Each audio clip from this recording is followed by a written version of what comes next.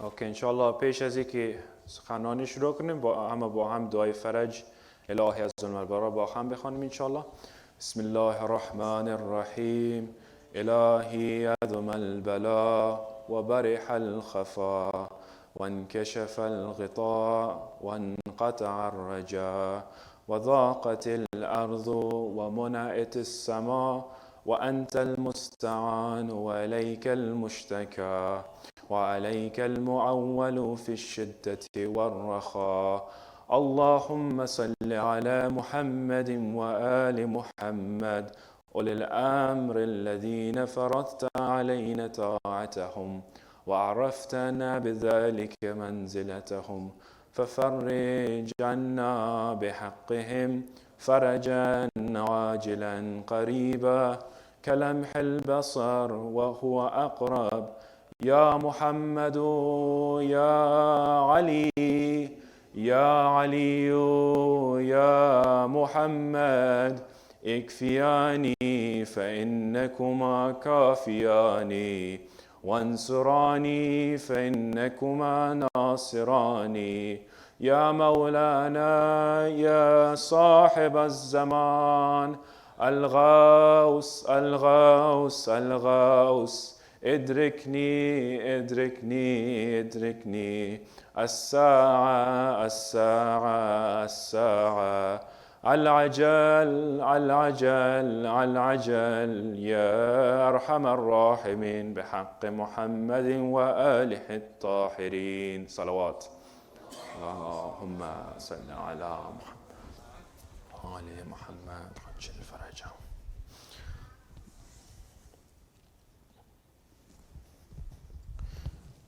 Inshallah, with your voices, let's get a second salawat.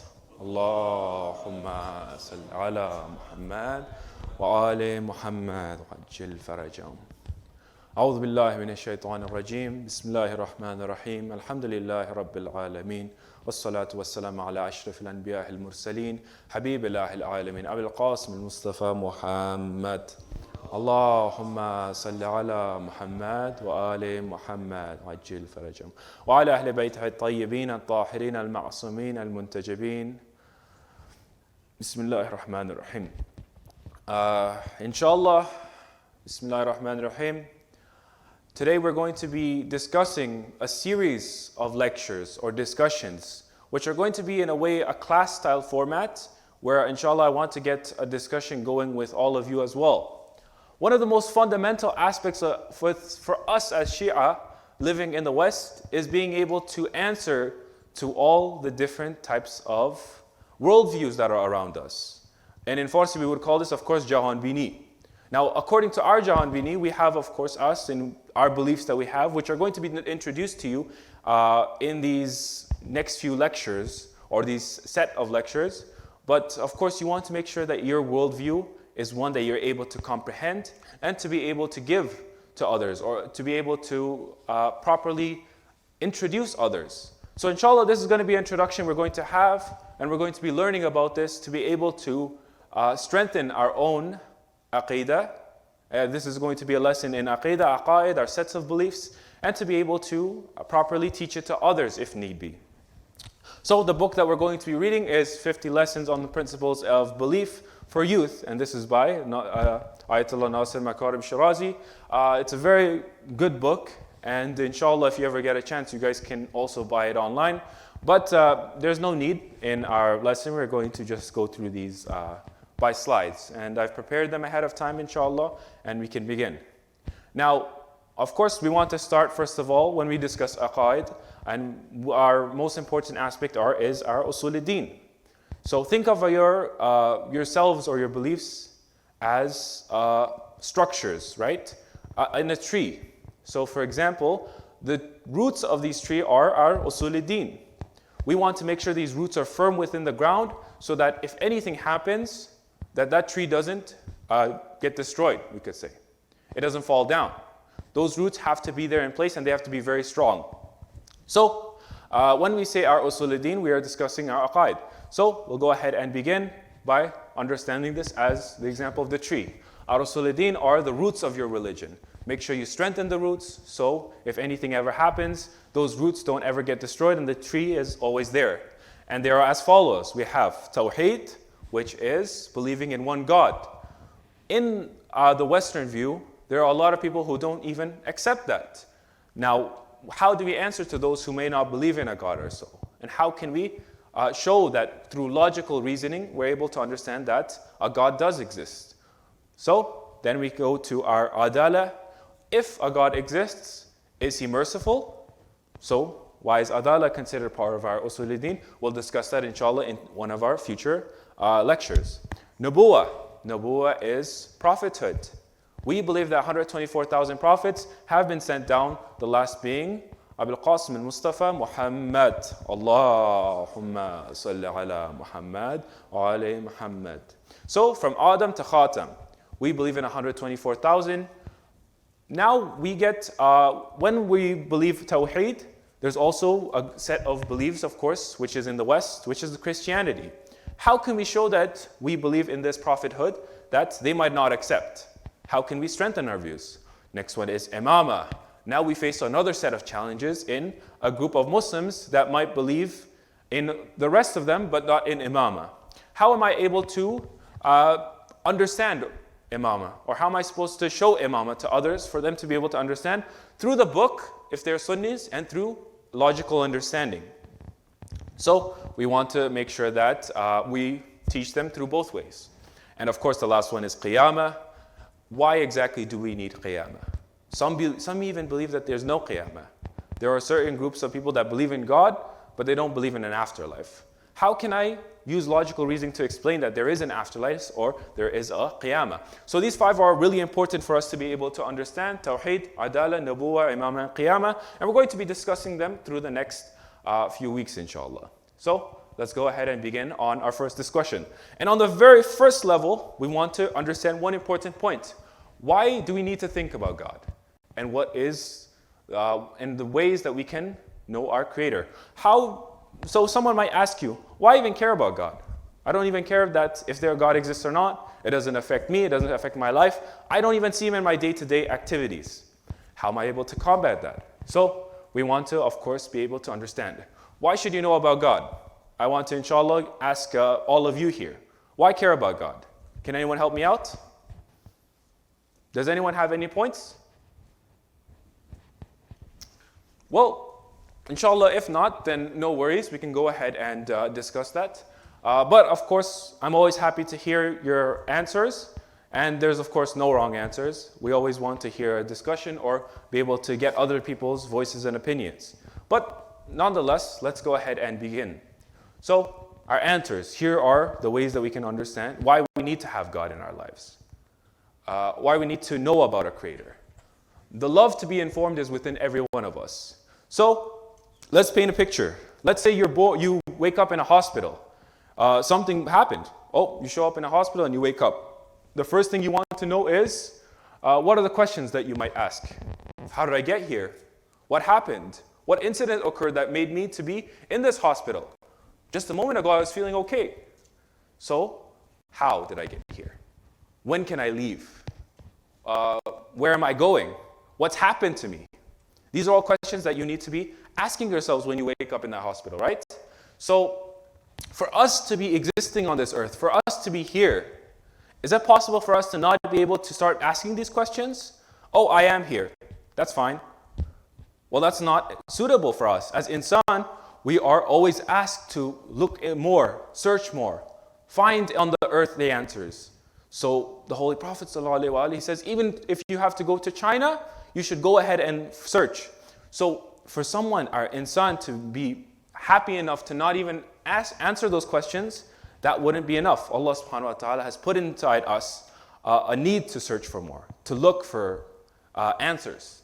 So that is important for us to be able to find that. We have a love to learn and to be able to understand what's around us. The next point is a sense of thankfulness. Now let me paint another picture for you. Let's say if you're invited to an important gathering. There's a gathering at someone's house. You've been invited by your brother. Now your brother says that, oh, okay, this person has invited you to the house. You can come in. And then once you get into those doors, what do you want to do?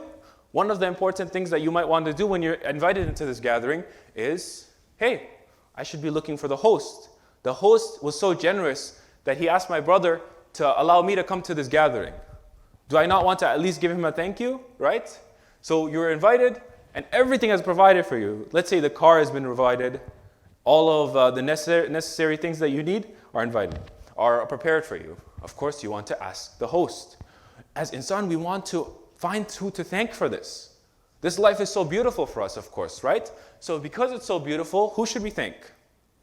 We want to make sure that we have a sense of thankfulness. This is one reason that we should try to find God or find ways to find God. The next point that we have to discuss, and the bond between things that are beneficial and things that are harmful to us. So let's say you're on a journey. Let's say we're going on a journey and we're going to a certain area. And when we reach that area, there's crossroads. So when there's crossroads, there's one way that goes this way, there's one way that goes that way. Now, of course, let's say you don't have Google Maps, as we all do today.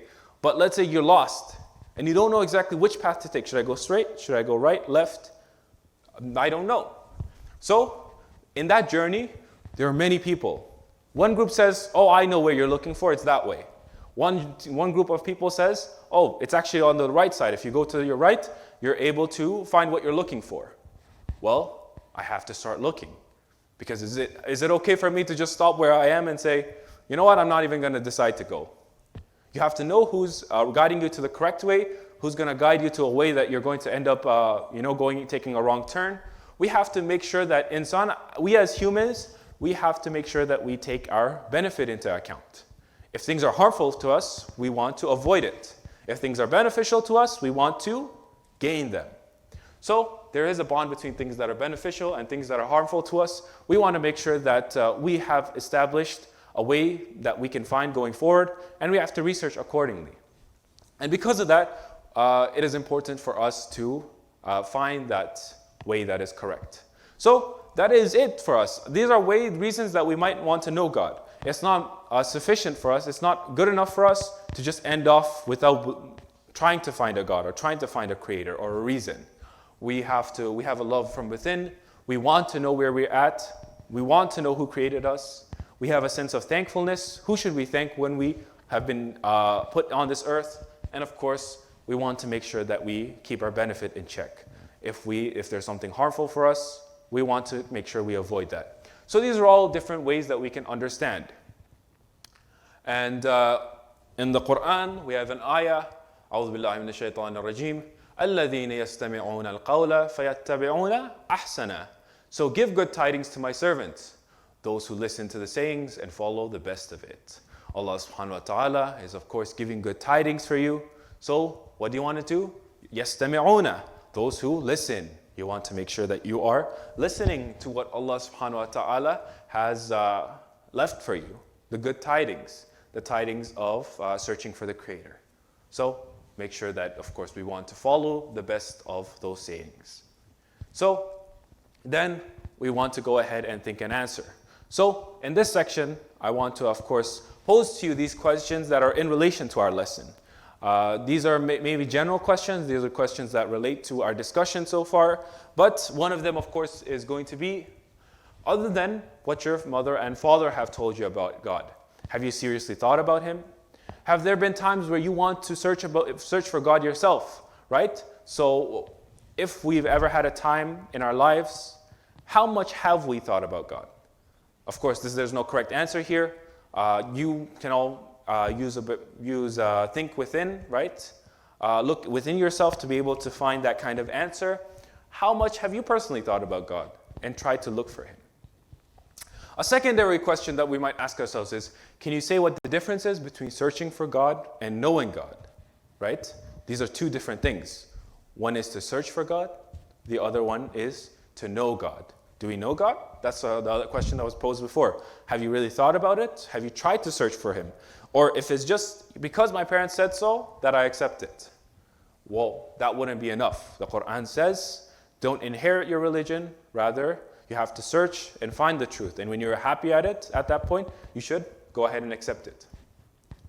Have you ever felt a deep sense of spiritual love for God when you have whispered your prayers to Him? Many of us have gone through difficulties in our life, or many of us have gone through problems within our life. So then we have to ask ourselves, have there been times where we felt a sense of spiritual love, a love where we feel so attached to my Creator, so attached to Allah subhanahu wa ta'ala, where when I ask prayers to Him, I know that He's listening? Have you ever had that kind of sense? Because then we know that we might have found God in that moment. Of course, there are points in your taqwa where you might not feel as strong to God, but has there been points where you found a deep sense of spiritual love, a deep connection with Allah subhanahu wa ta'ala? The second discussion we're going to continue on is the signs of God in our daily life. To conclude, of course, we want to say that, first of all, the reason that we want to find God, we might want to look for a Creator, is our love for being able to find the best for us, or find the reason we're here. A second point we said was, of course, thankfulness. And the third point was when we said that we want to avoid problems in our life. We want to avoid, if we're, for example, there's potential for us to get hurt. We want to avoid that, right? And if there's beneficial things, that we can go ahead and try to find that. So that was our first discussion. Now, there's another discussion that we need to have, is the signs of God in our own daily life. The question is, of course, how can having Allah in our own daily lives, affect us on a day-to-day level? Does believing in a Creator even affect me? Is there anything that I benefit from it? Well, we want to discuss that. So let's go ahead and look at that point. How does believing in Allah help us? So we'll go ahead and move on. Signs of God in our daily life. Let's see what the signs are. So one of them is, of course, knowing God can lead us to the progress of science. What do we mean by that? How does knowing Allah subhanahu wa ta'ala help us in gaining wisdom or gaining knowledge? Say that a friend gives you a book, and this book, he says that this is from someone who's a very, very good writer. Someone who picks every single word meticulously. He wants to get the right words. And he's someone who studied years in this field, and he gives you this book. So when you receive this book, is this a book that you're not going to treat properly? Of course not. You know that this is a very good author. He's one of the best authors in the world. And this book, every single word that's put in place is not without a mistake. This is one that has been really, really properly prepared. Well, you want to know how you treat that book. You treat it very, very well. You treat it very delicate, and you look at every single detail. Now let's bring that to Allah subhanahu wa ta'ala. Every single atom that exists in this universe, Allah has willed it to be. It is by the will of Allah subhanahu wa ta'ala. So as a result, like that book, every single small, minute detail within our own lives, if Allah has put it in place, do we not want to look into it? And that's where science comes in. That's where we want to have that love to be able to learn more, to be able to find what we're looking for, to find the minute details which Allah subhanahu wa ta'ala has put in place. It helps us to understand Allah through His creation. The next point is, knowing God is endeavoring and hope. Allah subhanahu wa ta'ala, when we go ahead and we believe in Allah subhanahu wa ta'ala, it gives us a sense of hope and endeavor in the face of any kind of difficulties that we have. Scientists and sociologists have found that those who believe in God are more happy in their lives, according to a Pew Research. So this is scientifically proven. This is, of course, not something that I would say that you should accept. Scientists themselves have accepted that when they've surveyed people based on how religious they are and how happy they are, they usually find those that believe in God are happier within their life. And why would that be? Is, of course, the sense that we have hope within our lives, right? We find that Allah subhanahu wa ta'ala has given us a sense of hope within our own lives to be able to answer to any kind of difficulties. Those who, for example, might not believe in a Creator that's there to help them, that's put in place and is watching over him, they might not feel as hopeful for any kind of problems in the future. A second point is, knowing God gives us a sense of responsibility in our own life. A doctor who takes care of the poor, and he helps them because he knows that Allah subhanahu wa ta'ala wants him to, right? So there's a doctor, for example, who studied, and why does he study? He says, because Allah subhanahu wa ta'ala wants me to be here. He wants me to help those who don't have the money or so. Someone who, for example, might not have that kind of belief or so, and they don't accept that, or they're very self-conceited, they might say that, I'll well, I'll work on those patients that, for example, pay me. Well, you know that when you believe in God or so, there's a sense of responsibility. And it creates a better society, of course, when those who believe in God know that Allah subhanahu wa ta'ala wants them to do good. So it helps in that sense of responsibility in our own lives. Every single moment I know that there's a sense of responsibility for me compared to others, in respect to other people. And our last point, so I'll make sure not to tire you, we're going to end off here. The last point that we want to discuss is knowing God and peacefulness. This is in relation to the aspect of hope. We want to say that knowing God can help us become very peaceful in our life. Every single person has a sense of anxiety within their own lives, a sense where they are scared for the future, scared of death. They feel anxious about different aspects. Failure, they are anxious about future events, they're anxious about a war happening or so. All of us are at that point where we feel anxious about different types of things. But this is in relation, of course, to the Pew Research, as we said, that those who believe in God or so, or those who are religious, those people do find a feeling of peacefulness within themselves. If I know that at the end of the day that Allah exists, that Allah subhanahu wa ta'ala can help me in that regard. For whatever there is, I know that I don't feel anxious in that regard. You want to make sure that having the sign of Allah in your own life gives you that sense of peacefulness and a way to combat that anxiety, that you know there's a connection that you have with the higher power who is in control of such things.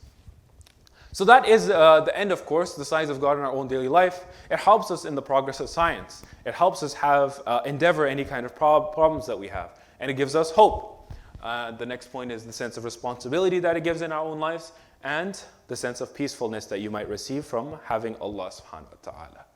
Okay, now we move on, of course, to the think and answer section. Now, the question, of course, might be, do you recall the fate of the people in the past, which the Quran verse refers to? Allah subhanahu wa ta'ala has talked about those who, for example, in the past were not aware of Allah, where they did not care about Him. And as a result, the Quran talks about it. So you can go ahead and try to research that. Are there aspects of the Quran where Allah subhanahu wa ta'ala brings this up? The fact that they don't have God in their life and the effect that it has on the society. The next question is, do you know why some individuals who pretend to have faith in God are morally corrupt and none of the four effects mentioned above can be found in them? So that's another question we might ask. Well, there are some people that, for example, they might believe in God, but they might not have that sense of hope, that sense of peacefulness within their life, or a sense of responsibility. Why is it that some individuals are so? So that's a question, of course, that you can ask, and the answer is pretty straightforward. There shouldn't be any difficulties in that, but these are all think and answer questions to be able to reflect. And with that said, that is the end. Let's finish with a salawat. Allahumma salli ala Muhammad wa ali Muhammad wa ajil farajahum.